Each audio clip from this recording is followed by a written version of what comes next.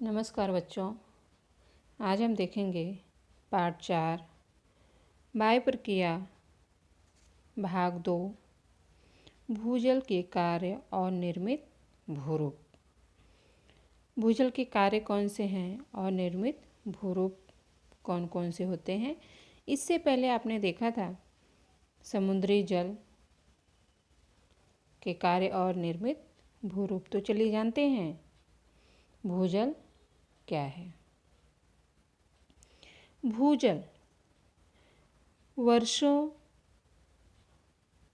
वर्षा का कुछ जल भूमि में रिस जाता है, तो कुछ जल भूपृष्ठ की चट्टानों की दरारों में से रिसकर भूपृष्ठ के नीचे अच्छिद्र चट्टानों की परत तक पहुंचता है।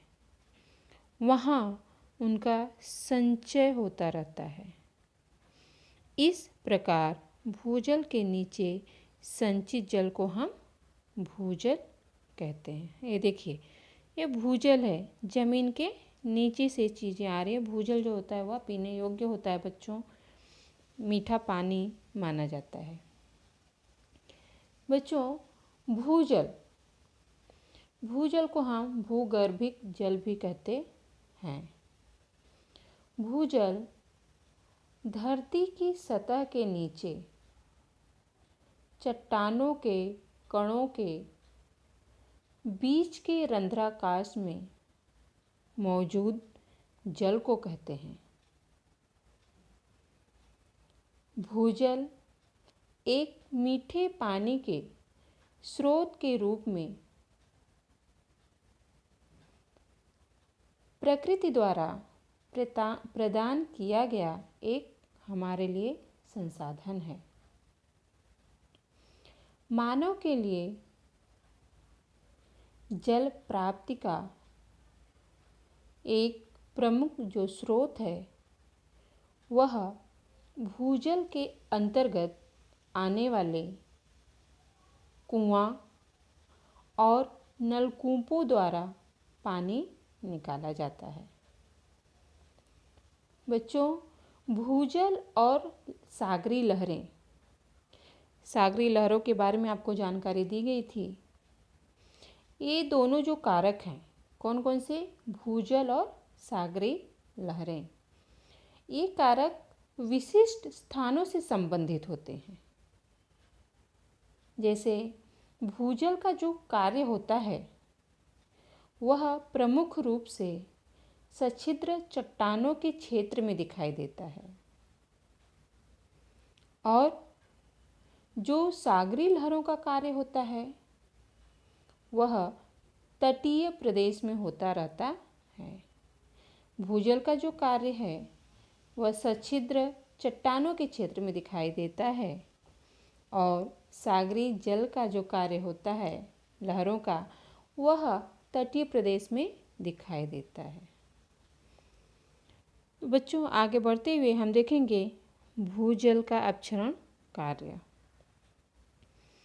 चट्टानों के घुलनशील खनिज पानी में घुल जाते हैं और उनका भूजल के साथ वहन होता है।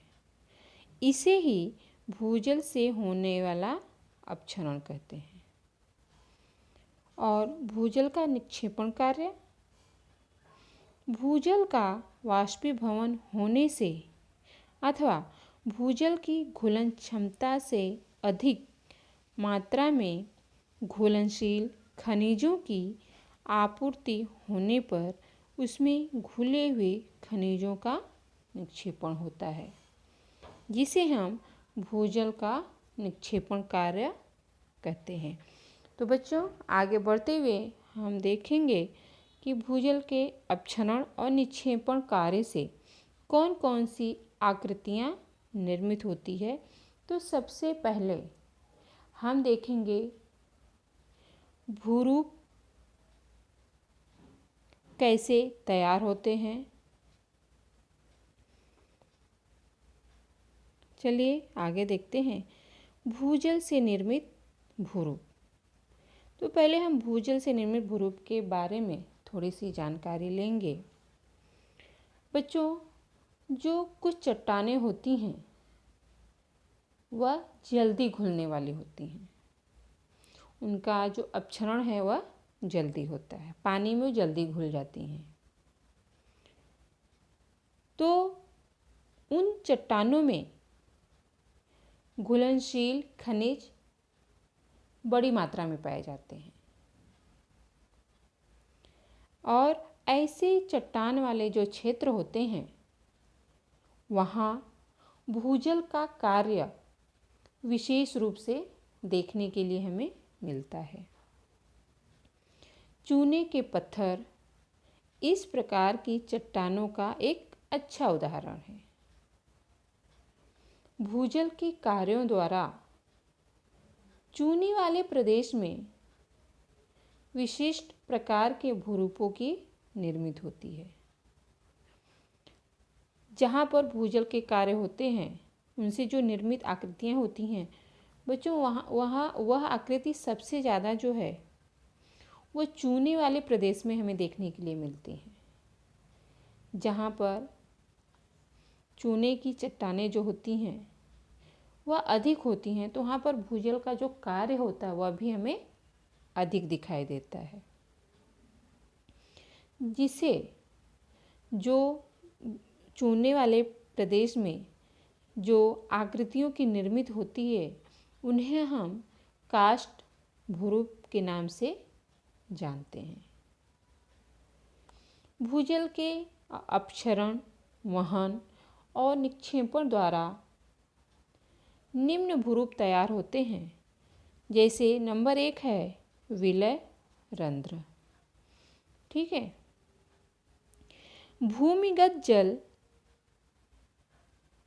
घुलन क्रिया से दरारों को बड़ा करता है तथा बड़े बड़े तथा चौड़े गड्ढे बना देता है। चट्टानें जितनी घुलती जाएंगी उतने उनकी दरारें क्या होंगी, बड़ी होती जाती हैं और एक बड़े गड्ढे तैयार हो जाते हैं। इन खुले गड्ढों द्वारा नदी नीचे चली जाती है। इन्हें हम डोलाइन, विलय छिद्र या घोल छिद्र कहते हैं। कई विलय छिद्रों के आपस में मिल जाने से एक गड्ढा बन जाता है जिसे हम युवाला के नाम से जानते हैं। जैसे यहाँ पर आप देख सकते हैं विलय रंध्र, घोल रंध्र, निपाती रंध्र। यहाँ पर देखिए यह आकार तैयार होता है बच्चों। यह गुफा, स्तंभ, पाताली स्तंभ और आकाशीय स्तंभ। ये देखिए यह युवाला है, घोल रंध्र है। तो इस प्रकार से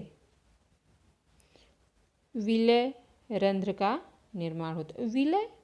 विलय मतलब क्या है? विलय मतलब होता है घुलना।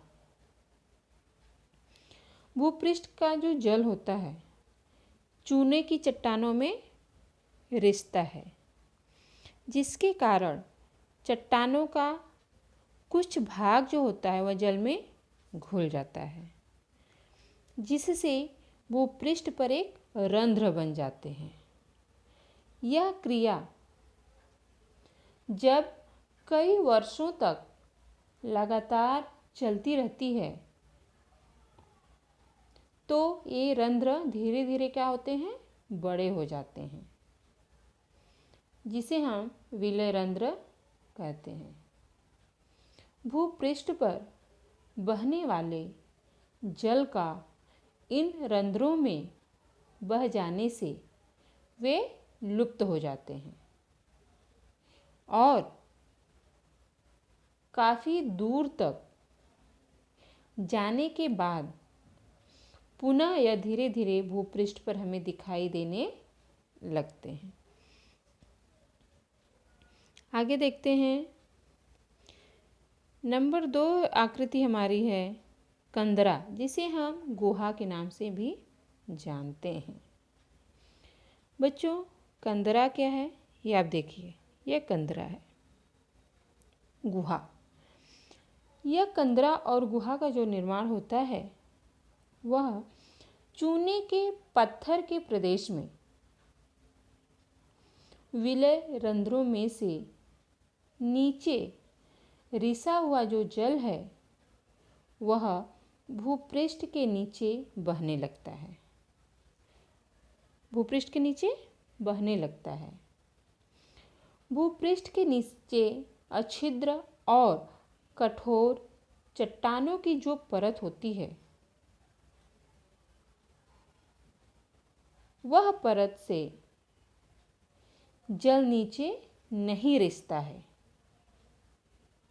कठोर चट्टानों से जल नीचे नहीं रिसता है, बल्कि जो कठोर चट्टानें होती हैं उसमें यह जल संचित हो जाता है और वह भूपृष्ठ के ढलान की दिशा में बहने लगता है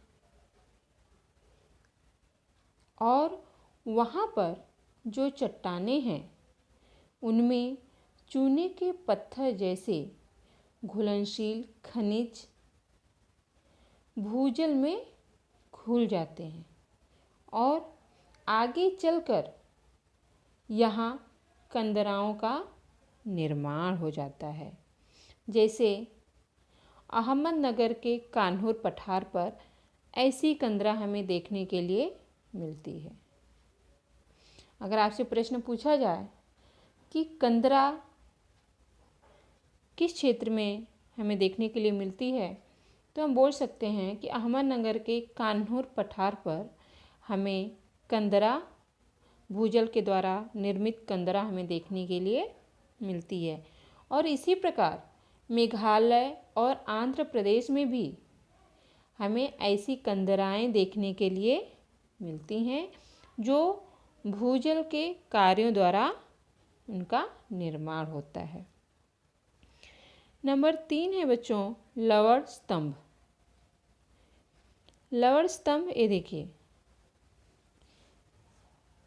लवण स्तंभ जहाँ पर चूने के प्रदेश होते हैं, चूने की मात्रा बहुत अधिक होती है जिन प्रदेशों में, उन स्थानों पर क्षार युक्त जल बहते समय वह कंदराओं की छतों में से रिसता है और इस जल का वाष्पीभवन होता है और उस जल के क्षार कंदरा की छत से तल में संचित होते हैं। यह क्रिया लगातार होने से छत से और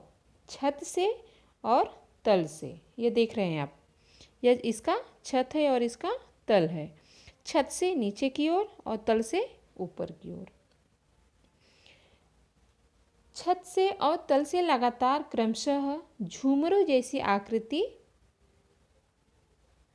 का निर्माण होता है। ये देखिए झूमर जैसे आपको दिख रहे होंगे, आकृति का एक निर्माण हो जाता है। और बच्चों जो छत से तल की ओर बढ़ते जाने वाले जो झूमर हैं, छत से तल की ओर, ऊपर से नीचे की ओर जो बढ़ते जाने वाले झूमरों की निर्मित होती है उसे हम अधोमुखी लवण स्तंभ कहते हैं। ये देखिए लवण स्तंभ ये है। आपसे पूछा जा सकता है कि अधोमुखी लवण स्तंभ किसे कहते हैं, तो अधोमुखी लवण स्तंभ मतलब छत से तल की ओर बढ़ते जाने वाले स्तंभ को या झूमरों को हम अधोमुखी लवण स्तंभ कहते हैं। और तल भाग से ऊपर की ओर बढ़ते जाने वाले स्तंभों को हम ऊर्ध्वमुखी लवण स्तंभ कहते हैं।